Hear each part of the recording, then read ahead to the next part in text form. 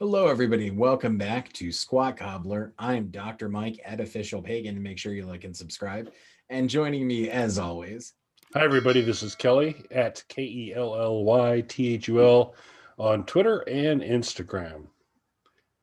And this week for retro gaming, we're going major retro all the way back to OK Doomer. We're going to talk about the awesomeness that is the game of Doom.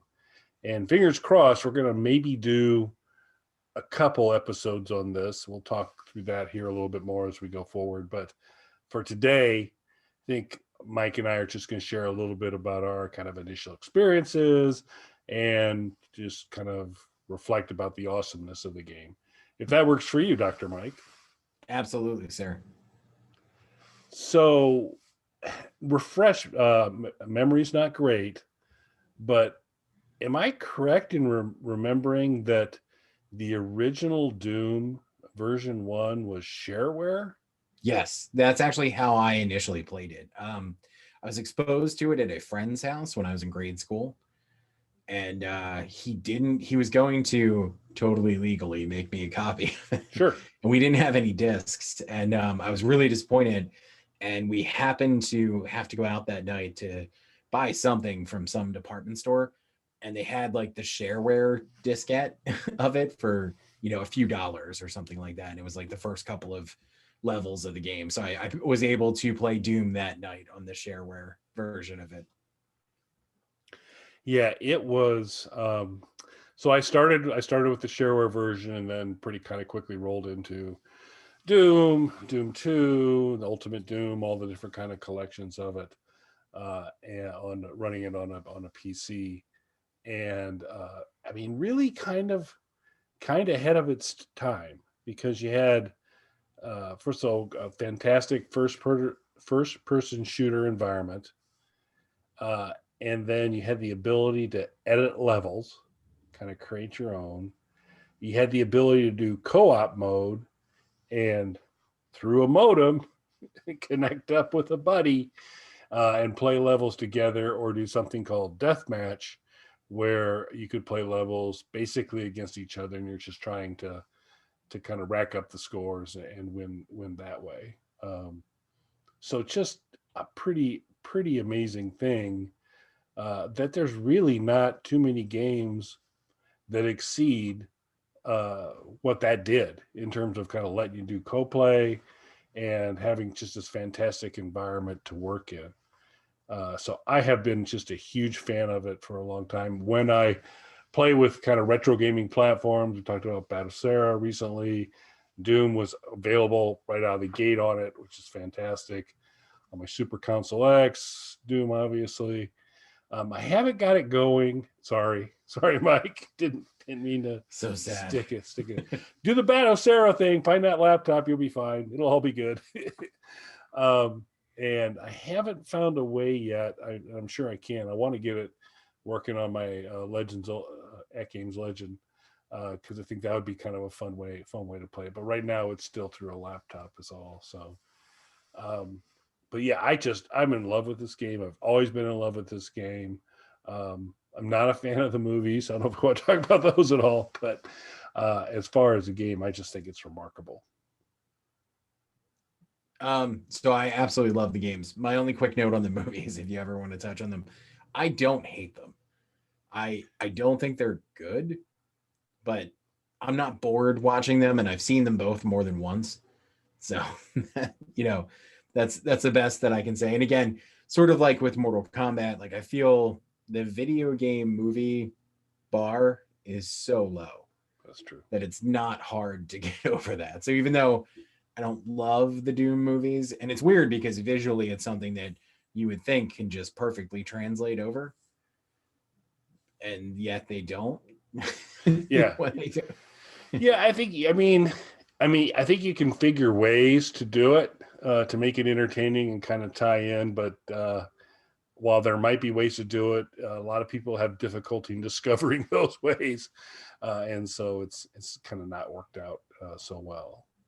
So, of the whole game in general, and I kind of really quickly ran through all the different pieces of it that were kind of cool.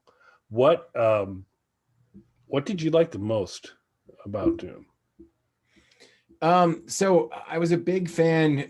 I want to say my first exposure to first person shooters was probably Wolfenstein 3D, which was published by Apogee, but I know had some of the same people working on it as Doom did with id Software. And that was a shareware game initially as well.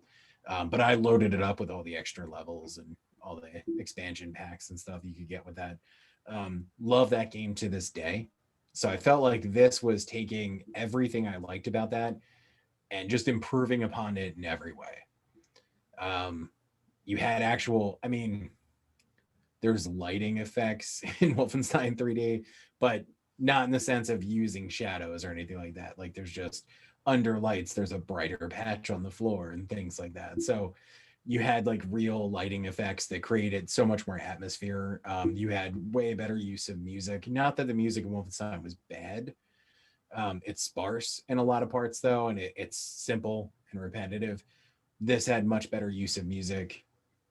It was one of the first games I can remember having like fully fleshed out songs as well for it, not just a lot of the games. And not that it was the first game, because CD-ROM games had this quite a bit, but this was a disc game.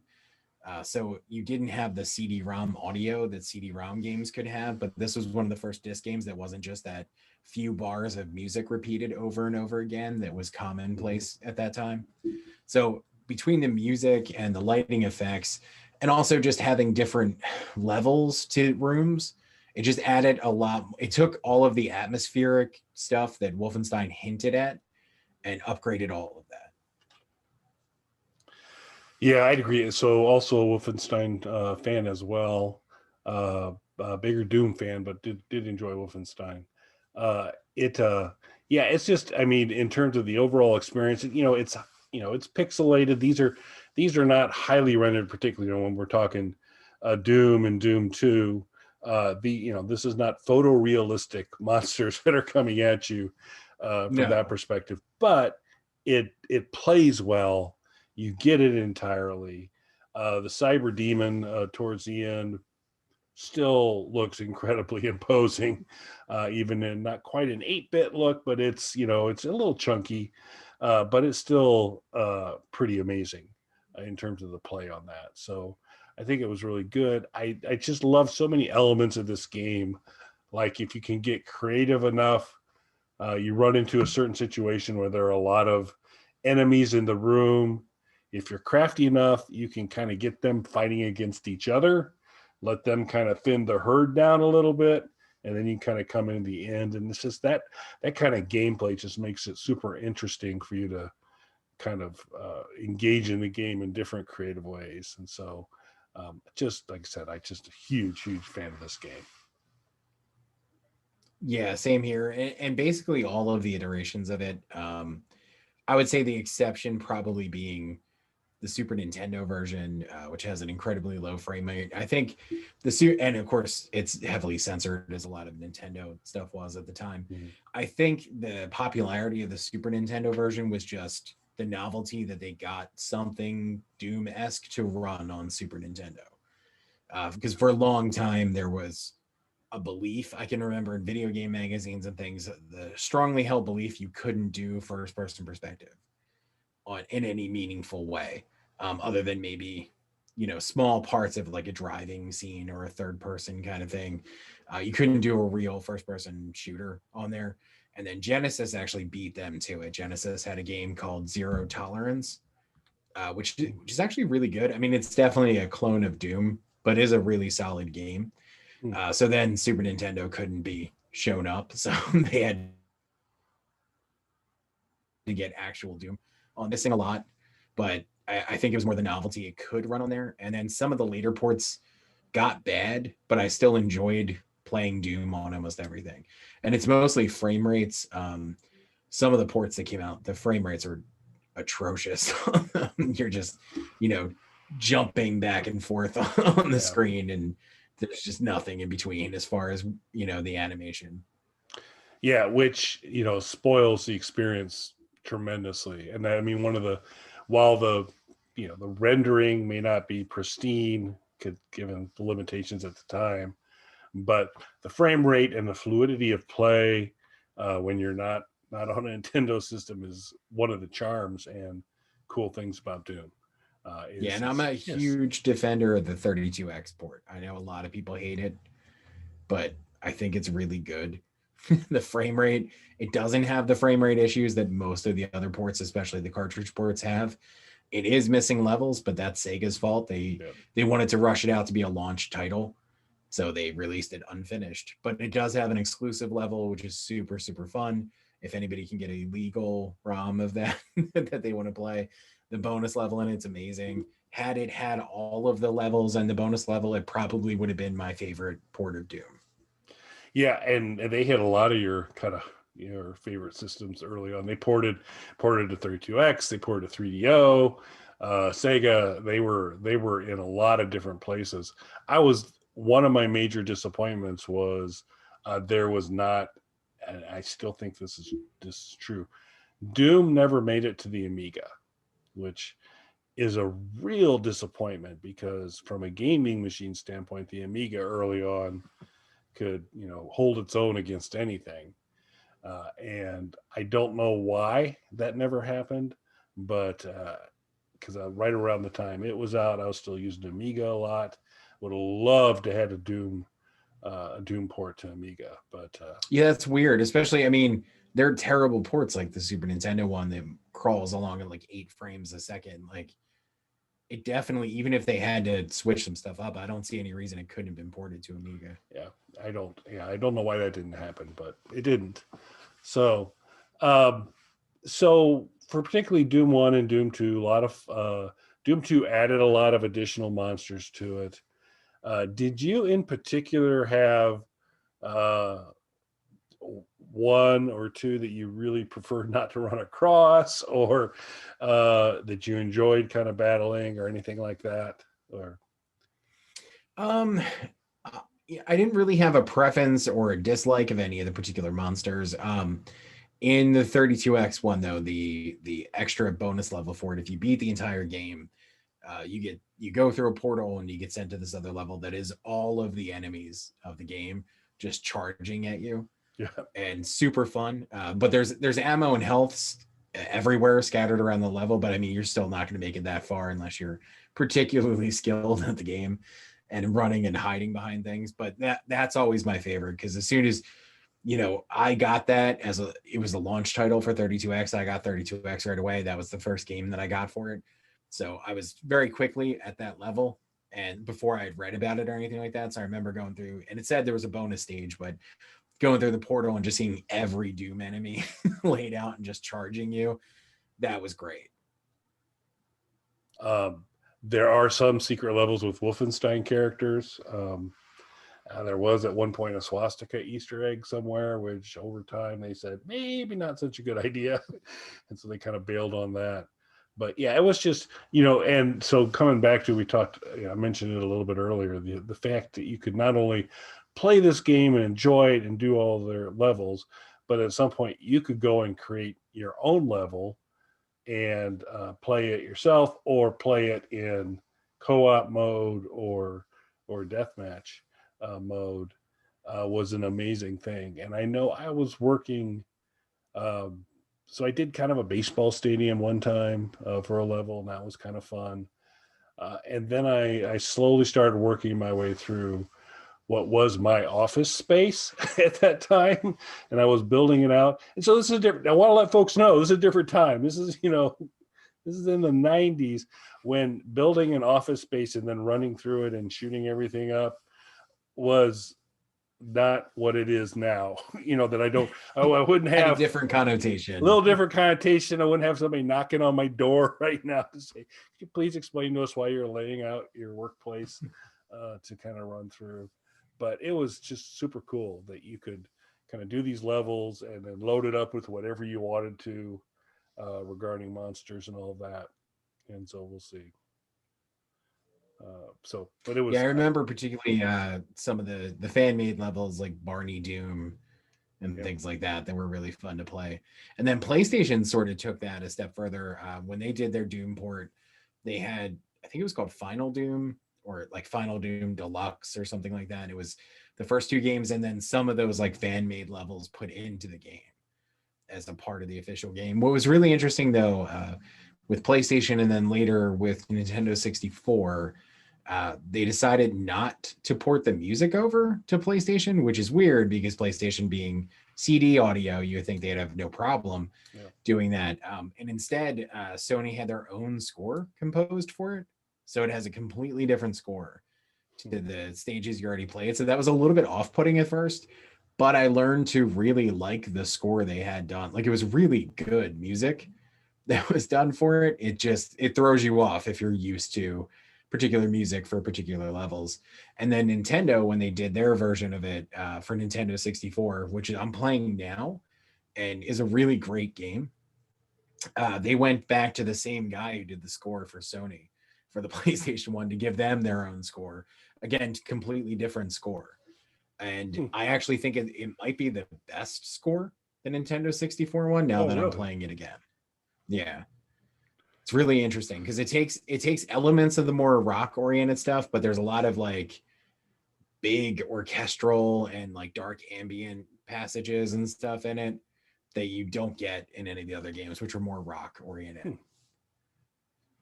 Interesting.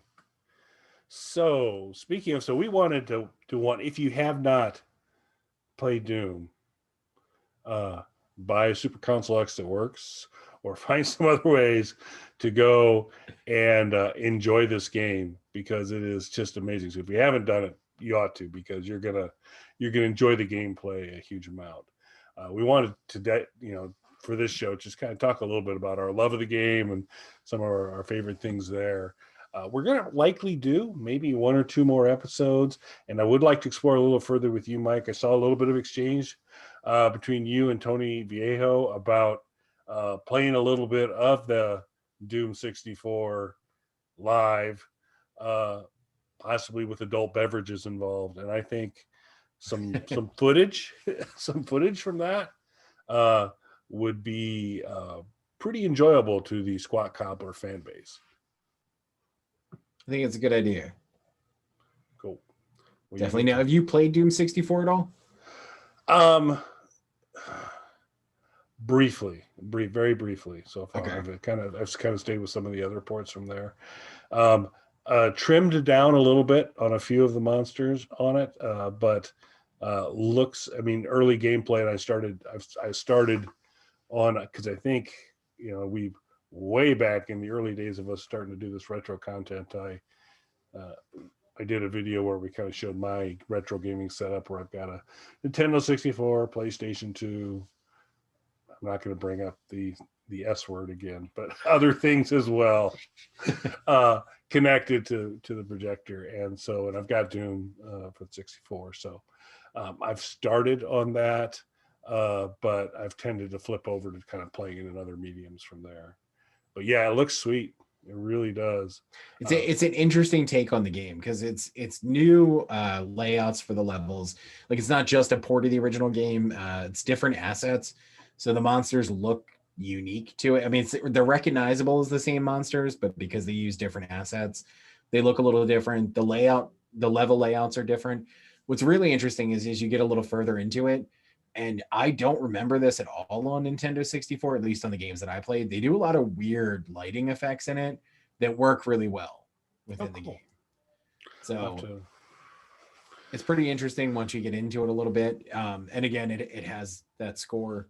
It has its own score from the guy who did the PlayStation score initially. And I was playing it on Steam, and I paid for a legal copy through Steam, As and we I do. think it's $2.50 on Steam. Yeah. So for anybody who's interested, the version that's on Steam though has stuff that was cut from the cartridge. They ran out of space on the cartridge from what I was reading of the backstory of it. Because again, Nintendo didn't want to make the jump to CDs yet. So they were still using cartridges and they just ran out of space on the cartridge. So there's a few levels that were cut and some monsters and things that had to be cut from it. So that stuff is put back into the game. Oh, sweet. Very good. You're right. Well, like I said, folks, we just super passionate about a lot of this stuff. Doom's got a special place in both Mike and my heart. So we wanted to do a little bit of a show on that, be able to use the OK Doomer catchphrase because that was kind of cool. So hopefully we will do a couple more on here. I would totally love maybe it could be a 3 or 4 camera shot of the Mike and Tony Doom 64 stuff could be pretty awesome from there. So we'll see if we can do some other content that way. But if you haven't tried it, whether it's Steam or other things you want to go through, folks, if you haven't done Doom, you need to do Doom. It's really, really fun. You get into the deeper episodes. I can't even fathom somebody having not played some iteration of Doom. Yeah. Well, I mean, yeah, yeah, because I just really think it stacks up well with anything else that's out there. I mean, you're just gonna, from a gameplay perspective, and just storyline and the co-op stuff, it's so solid. It's so awesome. And that's what's crazy about it is I think even if you take out the retro element to it, and I know first-person shooters have come so far and added so many different elements over the years, it's still an enjoyable playthrough of the original Doom. Yeah. That's just how solid a game it is. Absolutely. Yeah. You give up a little bit of your, 8 billion polygons to create a character stuff. So you lose a little bit of that, but you don't lose any of the beauty of the gameplay. So check it out if you haven't. And as Mike mentioned at the beginning, be sure and like and subscribe to the Squat Cobbler YouTube channel, and we'll be back again in a little bit. So thanks for watching, folks. Thanks, everybody.